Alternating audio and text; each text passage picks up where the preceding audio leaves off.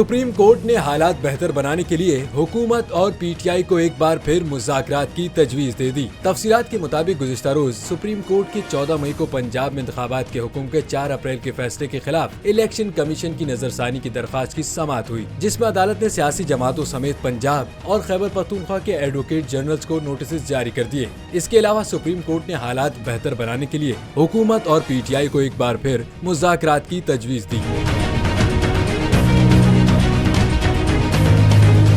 Chief justice Umar Ata Bandial की सरबराही में 3 रुकनी खुसूसी bench ने केस की समाअत की। जस्टिस एजाजुल एहसन और जस्टिस मुनीब अख्तर 3 रुकनी बेंच का हिस्सा हैं। समाअत के दौरान चीफ जस्टिस पाकिस्तान ने सवाल किया कि कुछ हुआ था, अचानक के मुज़ाकरात खत्म हुए। इस पर वकील अली जफर का कहना था कि इंतखाबात की तारीख पर बात नहीं बन रही थी। चीफ जस्टिस उमर अता बंदियाल का कहना था कि मुज़ाकरात दोबारा शुरू करें, जो बयानिया दोनों जानिब से बनाया जा रहा है इसका हल तलाश करें। उन्होंने मजीद कहा कि हुकूमत मुज़ाकरात की दावत दे तो अली जफर भी अपनी क़यादत से बात करें। सुप्रीम कोर्ट पाकिस्तानी अवाम के हुकूक के दिफा के लिए मौजूद है। चीफ जस्टिस ने कहा कि अटॉर्नी जनरल मुज़ाकराती टीम को बाहर लाएं, सूरत हाल खराब न हो। सुप्रीम कोर्ट अवाम के बुनियादी हुकूक की मुहाफिज है। मईशत का पहिया रुक जाए तो ज्यादा खराबी होगी।